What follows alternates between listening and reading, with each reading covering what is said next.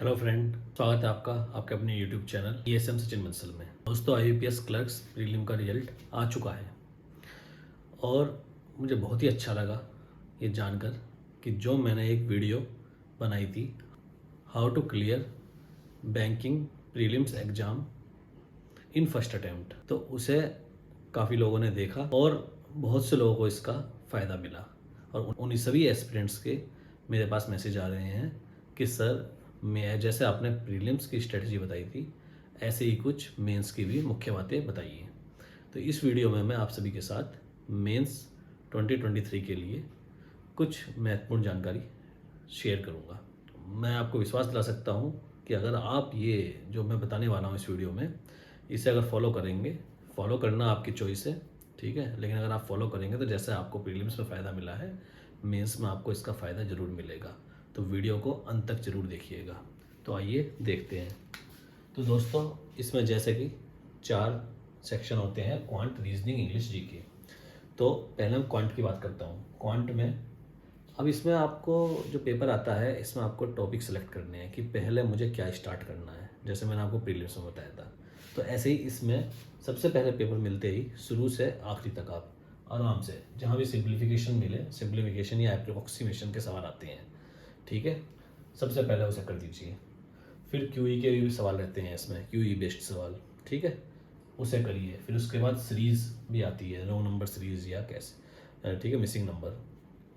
आराम से इसके आपके 8 से 10 क्वेश्चन तक मिल जाते हैं, तो आप सबसे पहले उन्हें कर लीजिए। उसके बाद बात करते हैं DI पे आइए उसके बाद। और DI जो इसमें 4-5 DI रहेंगी, तो उसमें आपको सिलेक्शन बहुत ध्यान से करना है, ठीक है। मैं अगर बात करूं तो जो कैसलेट वाली DI रहती है ना, तो वो कंपेरेटिवली आसान रहती है। कैसलेट वाली DI का आप एक बार डेटा तैयार कर लेंगे तो वो इजीली सॉल्व हो जाती है बस, और कंपेयर टू जो अदर्स है। तो आप वो DI देखिए, ठीक है। और अगर किसी DI में गलती से आप फंस भी रहे हैं ना, आपने उठा ली, मान लिया आप फंस रहे हैं, तो 2-3 मिनट बाद उसे छोड़ के दूसरी DI लीजिए। ज़्यादा समय ख़राब मत करिए किसी भी एक DI पर। उसके बाद जो लास्ट में अर्थमेटिक में कुछ टॉपिक ऐसे रहते हैं जिसके सवाल बहुत आसान रहते हैं, ठीक है। तो वो फिर लास्ट में आप वे अर्थमेटिक के कुछ टॉपिक जो आसान वाले हैं, जिनमें आप कॉन्फिडेंट हैं, वे सवाल कर दीजिए, ठीक है। ये बात हुई क्वांट की। अब बात करते हैं रीजनिंग की।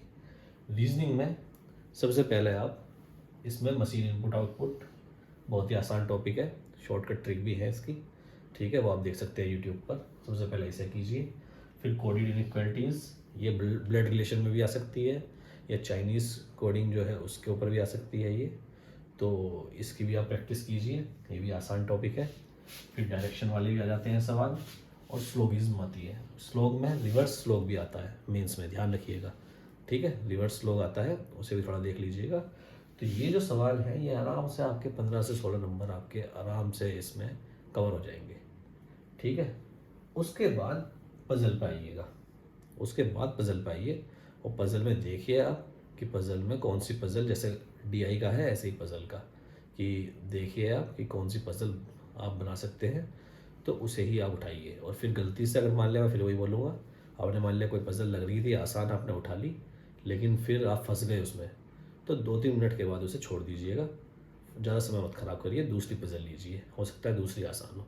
कई बार आसान दिखने वाली पज़ल टफ होती है, जो छोटी दिखती है ना कि छोटी है ये, तो ये ईज़िली बन जाएगी, लेकिन उसमें कम कंडीशन दी रखती है। और बड़ी दिखने वाली पज़ल जो है आसान होती है, वो हम इसलिए छोड़ देते हैं कि यार ये तो बहुत बड़ी है, लेकिन उसमें ज़्यादा कंडीशन दिए रखती हैं, आप उसे ईज़िली बना लोगे, ठीक है। तो उसके बाद पज़ल कीजिएगा। और इसमें एक स्टेटमेंट बेस्ड सवाल रहते हैं, statement based, course of action, statement assumption, इस तरह के 8-10 सवाल रहते हैं। तो मैं तो यही बोलूँगा कि उन्हें अवॉइड करिए, उसमें फंसने, निगेटिव गलत होने के चांस बहुत रहते हैं, ठीक है। और अगर आप कॉन्फिडेंट हैं तो आप कर सकते हैं, उन्हें पढ़ के देखिए, लेकिन तुक्का मत मारिएगा। अगर आपको नहीं लग रहा है तो आप छोड़ दीजिए उसे, ठीक है, क्योंकि निगेटिव मार्किंग में वरना फंस जाएंगे। अगर आपके इसी में 15-16 सवाल हो गए और एक पज़ल भी बन गई है, तो 20 से ऊपर आपके आ जाएंगे इसमें रीजनिंग में। फिर आपको इसमें ज़्यादा तुक्का मारने की ज़रूरत नहीं है, ठीक है, फालतू में निगेटिव में चले जाएंगे नंबर आपके। उसके बाद बात करते हैं इंग्लिश की। तो इंग्लिश और जीके दोनों में ही टाइम सफिशिएंट रहता है, टाइम की कोई प्रॉब्लम है ही नहीं इसमें, ठीक है। तो इसमें आप आराम से पूरा पेपर पढ़ सकते हैं, बस इंग्लिश और जीके में दोनों में जो ध्यान देने वाली बात है, ये तो टॉपिक है इंग्लिश में, पैसेज है, क्लोज टेस्ट, पैरा जंबल, ये थोड़े आसान रहते हैं कंपेरेटिवली, तो आप इन्हें कर लीजिएगा। और मेन जो इंग्लिश और जीके में ध्यान देने वाली बात है वो है निगेटिव मार्किंग। ठीक है, आप फालतू के तुक्के मत मारिए इनमें। ठीक है, हमें लगता है कि यार कोई फ़र्क नहीं पड़ता, नॉर्मलाइजेशन तो है नहीं, या निगेटिव मार्किंग 1/4 है, पर लेकिन फ़र्क पड़ता है, एक एक दो दो नंबर से आपका सिलेक्शन रुक जाएगा। ठीक है, तो निगेटिव मार्किंग फालतू के आओ, निगेटिव मार्किंग से बचना है आपको, इंग्लिश में भी और जीके में भी। मैथ और रीजनिंग में तो आप उसी पर मारेंगे जो आपके आंसर निकल के आएंगे, तो उसमें दिक्कत नहीं है। इंग्लिश और जीके में लोग ज़्यादातर निगेटिव मार्किंग ओवर अटैम्प्ट के कारण निगेटिव मार्किंग में फंस जाते हैं, तो इन दोनों में ही बचना है आपको निगेटिव मार्किंग से। ठीक है, उसके बाद बात करूँ जीके में, तो जीके के लिए वन लाइनर आप पढ़ लीजिएगा। वन लाइनर 1 जून से 20 सितंबर तक का तो आपको बहुत अच्छे से वन लाइनर आते हैं कोचिंग इंस्टीट्यूटों के, सबके वन लाइनर अपने अड्डा वालों के भी हैं, ओलिव बोर्ड के हैं, तो मैं रिकमेंड करूँगा ओलिव बोर्ड का। ठीक है, ओलिव बोर्ड का वन लाइनर बोल्ड करके आती है सीरीज, तो उसको आप ले लीजिए, उसका प्रिंट आउट निकलवा कर वन लाइनर वो अच्छे से कीजिए। ठीक है, तो वही काफ़ी रहेगा। जीके में वैसे भी ज़्यादा स्कोर नहीं हो पाता है, फालतू के भी क्वेश्चन बहुत ज़्यादा पूछे जाते हैं, लेकिन जो बेसिक हैं आप वन लाइनर पढ़ के 10 से 15 नंबर तक आप आराम से 15 नंबर तक ला सकते हैं। ठीक है, तो जीके में ज़्यादा इतना समय देने की ज़रूरत नहीं है, वन लाइनर पढ़ लीजिए, काफ़ी रहेगा। उसके बाद जो सबसे इम्पोर्टेंट चीज़ इस पर ध्यान देने वाली है वो है सेक्शनल कट ऑफ। ठीक है, एसबीआई की तरह नहीं होता है इसमें, आईबीपीएस में बहुत से लोग सेक्शनल कट ऑफ में रह जाते हैं। ठीक है, मैं खुद जानता हूँ ऐसे लोगों को जिन्होंने टोटल कट ऑफ क्लियर किया है, लेकिन इंग्लिश में, रीजनिंग में, सेक्शनल कट ऑफ में किसी एक में मात खा गए। ठीक है, तो सेक्शनल कट ऑफ को जरूर दिमाग में ध्यान रखना। ठीक है, और उसके बाद लास्ट में बात करूँगा मैं full mock test. Mock test बहुत ज़रूरी है मेंस के लिए। मॉक टेस्ट अभी आपके समझ लीजिए लगभग 22-23 दिन बच रहे हैं आपके पास, तो उसमें आप अगर 2 दिन में एक मॉक टेस्ट भी बनाएंगे तो 8 से 10 मॉक टेस्ट आप अभी भी बना सकते हैं। और मॉक टेस्ट का रियली में बहुत फ़ायदा मिलता है। मॉक टेस्ट बनाइए, उसे एनालिसिस कीजिए और उसके हिसाब से अपनी एग्ज़ाम की स्ट्रेटजी बनाइए। ठीक है, कि आप किस टॉपिक पर कॉन्फिडेंट हैं, किस पर नहीं है, क्या मुझे पहले करना है, क्या नहीं करना है। ठीक है, और उसी के मॉक टेस्ट बना के ही आपको कॉन्फिडेंट आएगा, उसके बिना ही कॉन्फिडेंट नहीं आएगा।